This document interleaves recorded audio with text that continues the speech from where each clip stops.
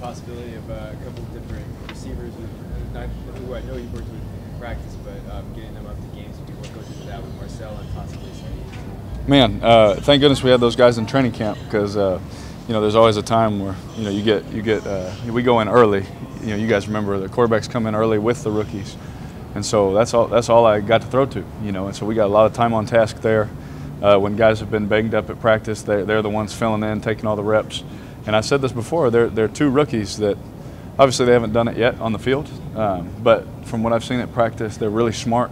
So plugging them in, no mental errors, that kind of thing. You're not worried about that kind of stuff. Now they got to go out there, win on their routes, and catch the ball. So we'll see how that goes. But I think that mentally and all those kind of things, physically, they have the talent.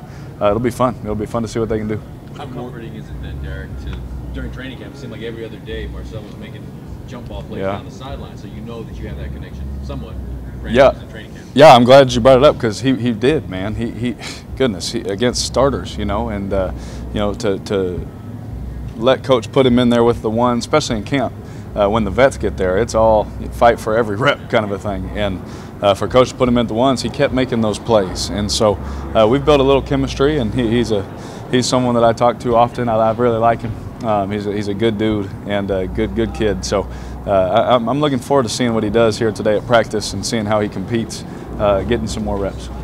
How have you seen him progress, if at all? It's tough because he hasn't been up this season in terms of active. Yeah. Just over the course of this season, after camp, after preseason, just past couple months. Man, he's really grown up and just become a pro. And that's every rookie. They need to figure out what do I have. They don't even know where to line up for stretch half the time. Let alone acting like a pro during games and that kind of thing. And so one thing that really has stuck out is during games, he'll come up to me and ask questions, not in a bothersome way or anything like that. Just, hey, what'd you see here? Or, hey, what if they ran the route like this? Or and so I can tell that he's not just here taking a redshirt year, enjoying his time, wearing the team colors. He's really put in a lot of work, and it means something to him. And so he's shown that. So hopefully he just goes out there and cuts it loose because he's done all the right things. Now he just got to go play. You don't mind that during a game? Oh no, not at all. Because we got AJ. He talks to guys all the time. For me, I got something, then I got to talk to coach, and then Coach Gruden's grabbing me, and the receiver. A lot of that stuff goes on. So it's nothing like it's out from left field or anything like that. You guys will break down a game in more detail than we ever will, just after play to play, game to game. In terms of decision making and that sort of thing, I'm sure you go over every throw that you've made. Should I have done that? Will I have done that? How many times a game do you come away with, God, what was I doing that for? Is it a couple times a game? Oh, yeah. Very few times? There's always about two where you're like, even completions. Yeah. Like, I think we've talked about one, that kept coming up when Coop won on a route versus the Rams, but we threw it to Jared for a first down, and you sit there like, oh, dang, well, that's one of those times where, man, it's a bigger play. We hit this one. And there's other times where, you work a different side of the field and it's a pick a side. It's totally, coach designs it to pick a side. And you drop back versus something you thought, and then you have to check it down. And you're like, oh, but the other side won. It happens more than you know. Probably 2 or 3 times. Not every game, because sometimes it's just rolling. But there's probably like 2 a game where even completion, even some big plays. Even the one that we threw to Doug, Seth went on his route. On the little wide route where he ended up getting about 20-something yards. There's stuff like that happens. I don't want to say all the time, but it definitely comes up. Is it more difficult to make correct decisions when systems change from one year to the next? Oh man, yeah, well, no doubt. It obviously doesn't make it easier, but on the whole season, there's probably been, 4 or 5 plays where you're just like, this is completely wrong. We need to read it this way. That kind of thing. And those were early on where I'm trying to figure things out on the fly. But for the most part, it's really just little stuff like this matchup, that matchup. You could have worked this one, or you could have done it that way. Obviously, a ton of scrutiny on the 4th down play. Yeah. They like them to throw it away. Looking back, that's still the play you made. Obviously, you wish you could make 54 miss like I tried to earlier in the game, and try and find somebody else who's really not looking for the ball. We designed that for him to get open a certain way, and they didn't, and it wasn't a lot of time to try and make something happen. There's been times where I've tried to run around and do things. There was a time earlier in the game where I tried to break a tackle and do something more, and I wish the outcome was different. Everybody does. You watch everyone's reaction. We all feel the same way. I ripped my chin strap off. I, said some things. Everyone wishes it was different, but it is what it is. I wish I could explain it in a better way, but it sucks. You talk about the learning curve of the new offense. Is it surprising to you that you guys, as an offense, are more productive the first few weeks of the season than you have been the last few? Is that surprising that it hasn't been the improvement week to week that you would have expected? Absolutely. It gets frustrating because I know how hard some of our guys work, and you expect it to continue to go this way.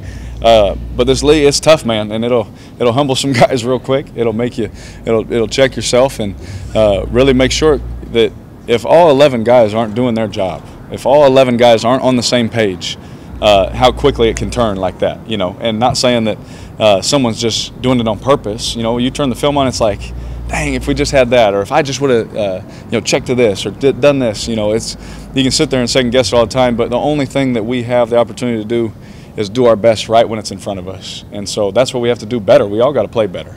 Coach puts us in great positions. We just got to play better. What's been the value of Brent LaFell's position versatility? I know you guys provide him on a certain spot since Amari was traded, but overall his ability to be what you guys need him to be in a given week. Yeah, he's the ultimate pro. He always coming up to me. He's always coming up asking, about the route or this way. Hey, I'm gonna do it this way or that way. He can play all the spots. And that kind of value, it speaks for itself. To have a guy that can play all spots, it's not easy to do, especially in this offense.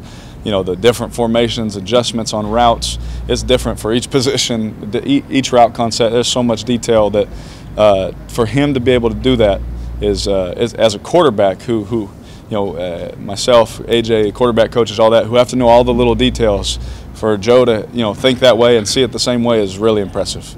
Derek, as you prep for the Cardinals, what do you see from their defense on tape? I know Chance Jones and a couple other guys can really get to the quarterback. Oh yeah, great players. They got a really good defense. I think that I don't know what their record is. I usually don't know what people's record is when we play them. I turn the film on and let that speak for itself, and they are a good football team. Defensively, I haven't watched one snap of offense, I couldn't tell you, but defensively they're a really good football team, and we got our work cut out for us. There's no doubt about that. A couple more guys. Johnson the other day, he's been really impressed by Hope Miller's mental strength. Yeah. What have you observed from Hope over the course of this versus just working through the knee injury and some of the struggles? Yeah, obviously every rookie's going to have struggles, especially when you're playing out at one of the toughest positions physically, that there is in the game.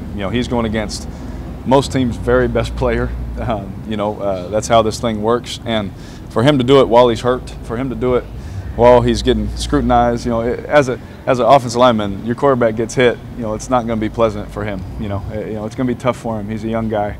I don't know if he checks a Twitter or anything like that. It's probably not going to be fun for him, right? As a young guy, he's trying to figure things out and all that kind of stuff.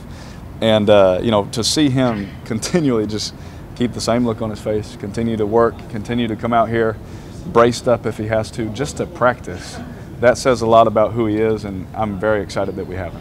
Derek, I talked to Mark Davis the other night, and he said, in talking about you, that you're taking a lot of grief, but he used a different word. Yeah. That he thought was unfair. I could imagine. That because you don't have Amari anymore, the offensive line is so beat up. What does that tell you when the team owner comes out and supports you like that? Well, it's nice. It's stuff that they've said to me, that I'm not going to speak for them. So if they say it to you, then it's nice for him to do that. It just is what it is. It's nice words. It makes he's just telling the truth, man. He's not one to sugarcoat things, So it hasn't been easy, but there's no excuse. I still hold myself to a standard. Whether he calls me and tells me those things, I'm still like, but I could have done this or this. I could keep doing this, and he keeps having my back and keeps telling me just what everyone keeps telling me out inside. So I just go by what they say, and so for him to say that, it feels good. It's nice, but at the same time, I just want to win. The words are nice and it means a lot. I don't want to take anything away from that, but at the end of the day, I wake up early. I work my tail off, grind myself to sleep. Until tonight, because I just want to win, and so, I think that it feels good, but winning definitely is better. Derek, as a quarterback, presumably wants to get the ball down the field more with all the checkdowns. How difficult is it for you to resist the temptation to force throws and take chances the other ways you wouldn't take? Because I did it early on, and we've had some turnovers and things like that, and I said I can't. Turning the ball over is worse for our team than me checking a ball down if it's not completely open. There was a couple of times also in the game. There's been a couple weeks now where we've had some open shots and we just go to throw them, and for whatever reason, we weren't able to get to them.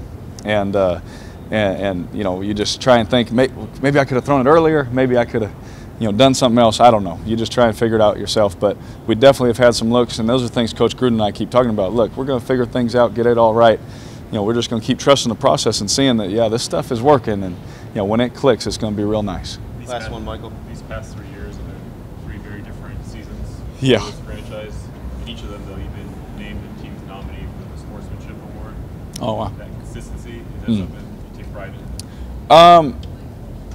I think it's not something that I just literally found out within seconds. So it's not something that I think about, like where I'm like, oh man, I hope I get this thing. I've told you guys 100 times, I try and be the same all the time. Obviously there's little ups and little downs here and there, but I just try and be the same guy. So for people to see that in me, that's really cool. I want people to talk about my character and who I am as a person, as a man, way more than they talk about me as a football player. And hopefully we'll get that right too. Thanks, guys. Thanks, guys. Thank you, Derek.